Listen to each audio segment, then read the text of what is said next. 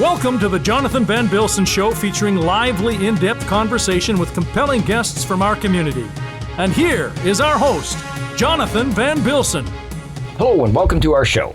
The lockdown is being relaxed, and at long last we're able to do a show from the studio again, not to mention get a haircut.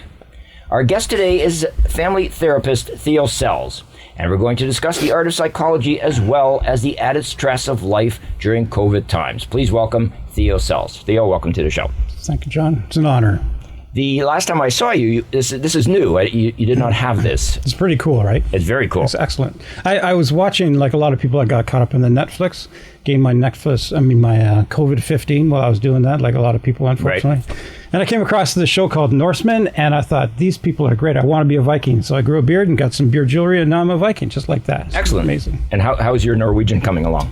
My Norwegian is not very well, and same with my COVID-15 is not going away very well either, so, unfortunately. So let's talk a little bit about family therapy. First of all, why don't you explain a little bit about what exactly that means? Well, family therapy came out of psychology. Psychologists used to, the blend is not that, the distinction is not that strong anymore, but psychologists used to just see people individually, and then family therapists thought, well, maybe it made sense if I was going to see a kid, maybe we should see the kid's parents as well. If I was going to meet with one member of a couple, maybe I should meet with the other member of a couple. Like if I was trying to understand John, I'd probably have to talk with your wife just to get a bit clearer picture. So it's more about being able to see people in the context of relationships and be able to have more sort of heads on to try to help figure out what's going on and how to be helpful for people. Okay.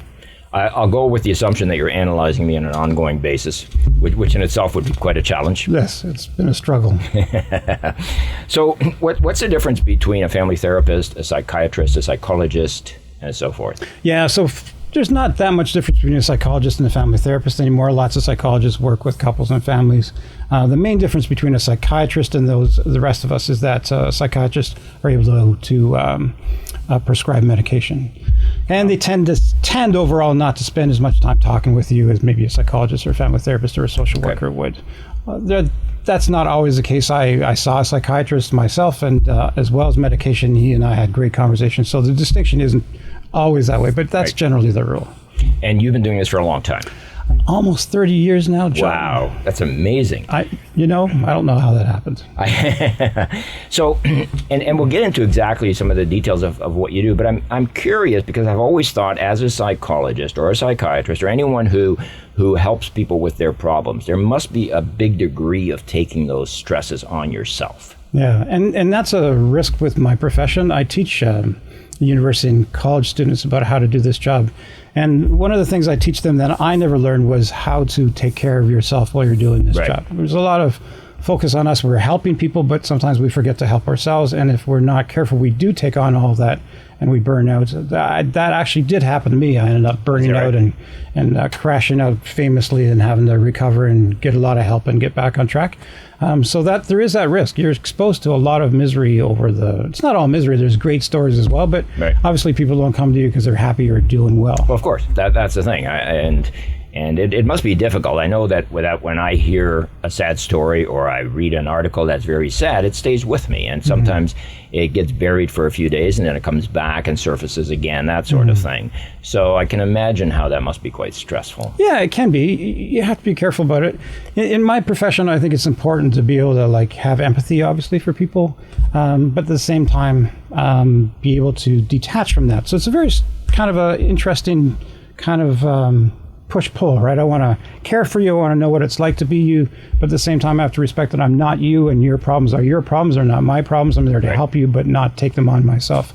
So that's a big part of my job for sure. I do training for first responders as well, and I teach them that as well. It's like, how do you go about going into these situations and then being able to care for people, but at the same time not take those problems with you and increasingly have them sort of pile up until you can't do your job anymore. Right. No, I feel for you for that. I know a number of years ago I was involved in a presentation I did at a school, and there was a shooting took place while I was there, and a couple of people got shot, and one of the people I was talking to was actually shot while I was speaking to her. Wow. And I didn't sleep for 3 days, and to this day that still stays with me. So I can imagine how stressful that must be and how you take that on. So what type of people do you help? I know you do business as well, you do corporate as well, but what type of people do you specialize in any Like, is it basically anybody who's got issues? You know, at the beginning of my career, I was advised to get a specialty.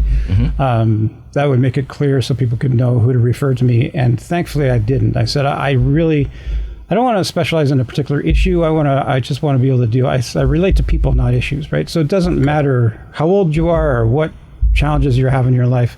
I think over time, over the 30 years now, I think I've probably seen and heard it pretty much all. I have like a standing, every once in a while, a client will come in and go, they'll be really awkward and they'll be embarrassed about telling me something else. Right. Look, tell you what, if you can tell me something I haven't heard before, I'll waive the session fee. Okay. So I haven't waived the session fee for a while. I mean, I'm Dutch like you, so it'd be pretty hard for me to do. Interesting. I would have difficulty opening up. I think a lot of people would. I mean, I have trouble going to confession at the best of times. So you should, though. So to talk to you about problems and that, I'm sure it's not an easy thing for people to just come, meet someone who basically is a stranger. Yeah. Right. And then open up and open up all their wounds to them. That must be difficult. You'd think so. And I think initially that is the case when people are thinking of coming to a therapist. But I think people like being heard, and they're not heard enough. People don't get enough people who really listen well to them. And so once they encounter someone who cares for them and actually is listening and asking interesting questions, and they feel safe with them, they know they're not going to be judged. Right. I think it becomes this really great experience for people. Like, they really enjoy it. They were worried about it because they were, like a lot of us, we've experienced a lot of pain from people who have hurt us or let us down or betrayed us or talked behind our backs. But then to come into a person who actually is interested in you and you can trust and you can start sharing all these things, it's a real relief for people. And I think they really enjoy it. I guess that trust has to be built up over time. It doesn't happen in the first 5 minutes of your session. I'm sure it takes a little bit of time for people to trust. I'm not going to ask you any specifics about any of your patients, too. No, but you think, again, that 5 minutes, the best training I did for this job is I went hitchhiking for a year, and the 5 minutes of gaining trust between the driver and the person, the hitchhiker, was great training in terms of being able to form a relationship really, really quickly. To be able to get that sense of each other, feel each other out, and driver knows that it's safe to take you in his or her car, and I figured out that it was safe for me to be in that car, and it's a good metaphor for therapy in a way. So I think a lot, it's like maybe dating, first impressions. A lot happens in the first 5 minutes, and those first 5 minutes you can build trust pretty quickly. I have a sense that you can trust this person. I can talk to that person. Right. It's been a while since I've dated, so it's obviously not something to just say that because your wife is watching. So let's talk a little bit about Theo Selles and going back a few years. You mentioned you spent a year traveling, and I believe you did a North America trip, and you had some parameters, right? Yeah. You weren't allowed to. Right. So I was between my undergrad and my graduate school, and I wanted to spend a year hitchhiking. And the main rule was not to take public transportation. Okay. So I had to rely on the goodness, the open-heartedness of strangers and see what would happen. I could take public transportation when I was in a city and I want to see a site, like I'd take within a, of course, go to a tour. Sort of. Yeah, whatever. Yeah. So, but other than that, the main rule was that I had to rely on complete strangers and see what would happen. That was important to me because I grew up in a very conservative, fundamentalist kind of background where I was taught that people were evil and they're always out to get you, and you had to be like really afraid of them all the time. Right. And that would be a pretty hard way of thinking about people if you're going to be a therapist, right? Well, absolutely. I mean, it would be the exact opposite of what you'd have. Yeah. To do, right? So I want to go, you know what? I've heard all these stories from my parents about how terrible people are, and if you go on, you see news reports or how people are always doing bad things to each other. Right. I go, all right, I want to find out if the world really is that way and what people are really like. Now, when you did this trip, were you thinking of actually becoming a therapist at that time? Yeah, I was all lined up. I had my, I'd applied to get into grad school. I actually heard from my then fiance that I'd been accepted to go into grad school while I was on my trip. I was in a Salvation Army hostel in Texas at the time when I got the news. I imagine if you're still going to school and you're doing this trip, you're not staying in 5-star hotels. No, it was very rare that I stayed in hostel. One of the things, the other rule is that I wanted as much as possible. I took a little tent with me. But, you talk about forming relationships in a short period of time. Mm-hmm. I can't tell you how many times people ended up inviting me into their backyard to pitch the tent, and before you know it, I found myself into their kitchen, and before you know it, I'm on their couch, and I'd hang out with them for a little while, and then off I'd go again. And it was interesting because there used to be this profession, the storytelling profession. I mean, you're a storyteller, right? So the traveling minstrel, the traveling storyteller. And people would never travel outside of their towns. But then they'd hear their news from the stranger who would come in and been all over the place. And I got to be like that. Like people started, oh, you were traveling there, you were hitchhiking there. And then like I'd have to tell them stories and I'd move on. And I'd accumulate stories as I went and I'd share them with people. Did you track them? Great. Did you write them down? I did. I wrote all these experiences down. I kept journals while I was traveling, and then at the end of it, I put together a manuscript. I actually tried to get it published, but it was so different than anything that had been done before. I kept on hearing, yeah, that's really interesting, but there's no precedent for success, which is really frustrating because you want to do something new, but they wanted something that had been tried and true. Did you find a big difference between Canadians, Americans when you did your North America tour, or between East and West and so forth? Yeah, no, it's interesting, right? People had asked me that before. Somewhat. Canadians, for sure, a little bit more reserved, for sure. Right. Americans are much more wild and free. There was much more drinking in cars when I was driving along with them, like partying and being in the pickup trucks and the big beer cans all over the place. Right. Yeah, it was very much more anti-law rule. People were a little more free to do what they wanted to do. Right. But fundamentally, what I found out is that, and I went all over the place. I dropped off at Virginia Beach, and I went down to the Keys, and then around the Gulf of Mexico, across California, up to Alaska, and then across to Cape Cod. Oh, wow. You really covered the continent. Many trips in between, going to places like I wanted to see the Grand Canyon, which turns out just to be a big ditch, really. It was not I've been there. It's true. But what I found out, honestly, is that no matter where you go, people are pretty much the same. They're just people trying to get along, trying to raise a family, trying to do the best they can for themselves. They're just like everyone else, just kind of trying to make a living and minding their own business, generally speaking. So. Yeah, I have to agree with you. I've traveled for a bit too, and I did find that people are, as individuals, people are people. And they all have the same problems. They're all concerned about the weather. They're all concerned about traffic jams. They're all concerned about, what am I going to eat tonight for dinner, that sort of thing. Those are commonalities. So your training, you've been to school, you graduated, you're now teaching, and you're also doing corporate work as well, right? Yeah. So can we talk a little bit about the corporate stuff? Sure. What would you like to know? What exactly, what do you do? Do you call on companies and ask them to tell them, hey, I'm here, I'm a family therapist, I'd like to therapize your people? No, I thankfully I don't have to call on people anymore to get work. Thankfully it comes to me at this point in time. Oh, good. No, and it's really all about relationships, right? Like if you're running a company, you're still dealing with people and you're still dealing with relationships, and these people need to be able to understand each other. They need to be able to resolve conflict. They need to know how to get along, and sometimes people have difficulty with that.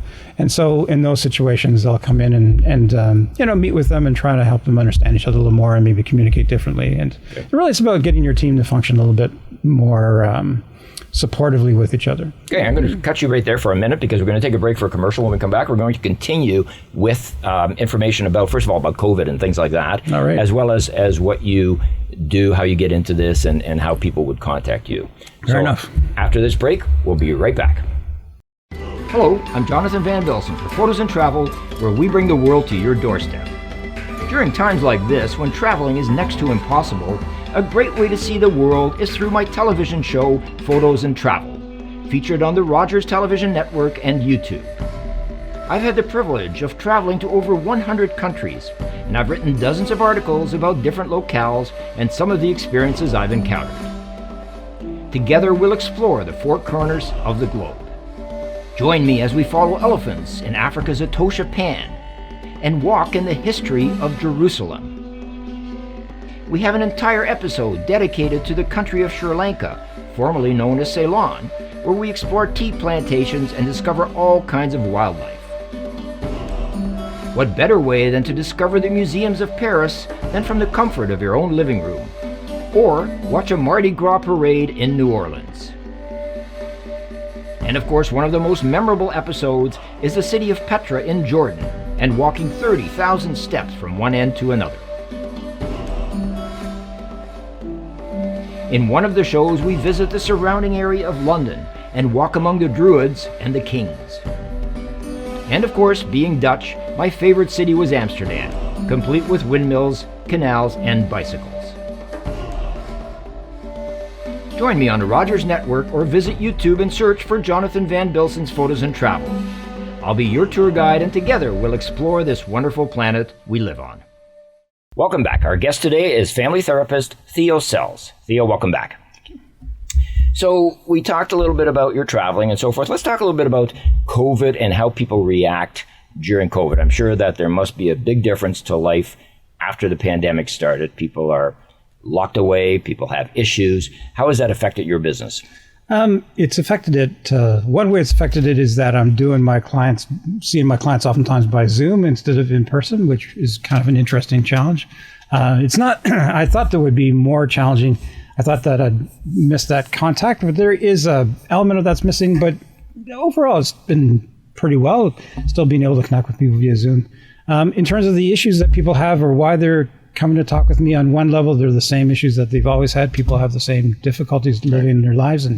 But of course it's been aggravated by, the isolation people feel, right? One of the things that COVID has certainly, I think, shown us is how much we need contact with people, right? We tend to maybe not think about that a lot when things are going well, but we really need touch. We really need connection. We need to hug people. We need to be with people. And I think people are really suffering a lot because of that lack of human connection. Yeah, I guess we are pack animals by nature. And consequently, if we're not near people and so forth, then we feel disjointed, we feel lost, and sort of thing. So, are people hesitant about coming to visit a therapist? I mean, first of all, I wouldn't want anybody to know that I'm seeing, a psychologist or anything like that. Secondly, do I have an issue, or is it something I can just manage? I mean, I've lived my life a long time, and I've solved all my problems. So does that sort of thing happen a lot? Right. I think that is changing. I think there was a lot more stigma about seeing a therapist before. I think that's changed now. I think people are a lot more relaxed about getting help, which is a good thing. There's some discomfort initially thinking about that and wondering, is there something, what does that mean about me as a person that, get help? Right. But what it really means is that you're like everyone else who may have an issue that you just need some other perspective about, get some support with. So there's nothing really, doesn't mean that you're crazy or anything like that. Right. Okay. And you have a full schedule? I do. Yes. I'm sure your job is 24/7. In many cases. Are you adamant about not working weekends? For sure. I used to, when I started off, I used to work weekends and I used to work evenings. And as I'm getting older and I've been doing this long enough, I put more and more boundaries. And one of the things that happened, in terms of my life was just I ended up burning out because of so much work that I was doing and not taking care of myself all that well. So I've learned to set limits and make sure that I take care of myself as well as be able to be there for other people. Yeah, as I mentioned earlier, I mean, I'm sure you take on a lot of problems of the world, and it's got to take its effect on you one way or another. I do still think, though, that a lot of people don't realize that they need help. Mm-hmm. They have issues. They don't realize they need help. How do people go about getting out of that shell, out of that comfort zone, and actually approaching you? How does it happen? Well, one of the jokes that I make is that I oftentimes don't see the people who really need help. I see the people who live with the people who need help. That does happen a lot. Look, I think people generally, really, if they're honest with themselves, know if they're happy or not, whether they're doing well, because you can't help but notice that you're getting more difficulty with people who have more struggles with relationships. And eventually it gets old to blame everyone else all the time for why you're unhappy, right? And eventually it might make sense to listen to your partner or your kids or something like this to kind of go, maybe it doesn't hurt to actually see someone. And really, you're seeing someone to get support. You're not seeing someone to be judged or criticized anyway. So. And I think that's a key. I think most people, as soon as you think that you need help, you think there's something wrong with you, you become really concerned about everything else, which adds to the problem. So if you don't seek the help, it really just emphasizes the fact that you do. Right. I wanted to switch lines a little bit here and talk about your book. You've written 4 books, correct? And we actually met during your first book, which was Selfishness Matters. Yeah, it was a parody of Self Matters of Dr. Phil, yes. Right. And I'll maybe we can get a picture of the cover up on screen because you've got this Dr. Phil look to you. I remember that very well. So to write a book like that, is that something that's difficult to do? It was not difficult to do. I wrote it. That was my first book, and I wrote it. Interestingly, I wrote it because of just how disenchanted I was with people and how crappy they treat each other. I was angry about it, and I was also, kind of trying to make fun a little bit of this people who write all these self-help books, as if it's that easy, right? As if all you have to do is pick up a self-help book and all these complex difficulties that you're dealing with will just go away. Right. Kind of oversimplifying things a little bit. So I thought it'd be fun and also good relief for me to be able to mock that a little bit. And then, of course, the next book I wrote was a self-help book. So yeah, and that was a book that I wrote to help people deal with the abuse that they've encountered in their lives and how to go about, step-by-step way of being able to heal and how to be there for people who've been abused. So that that was also kind of like balancing those two things out. And I assume that's a big portion of society, much bigger than we realize. People who have been abused, most people do not open up about that very, very easily. Yeah, and I think that's one of the reasons why I wrote it is just to be able to understand that that if you were harmed, that it's not something that should be something that you personally should be ashamed of. And maybe we should change the way we talk about that and think about that. So this particular book was about this topic about what people refer to as sexual abuse. Right. And my point is that abuse isn't sexual, and we should stop talking about saying sexual abuse. We should call it what it is.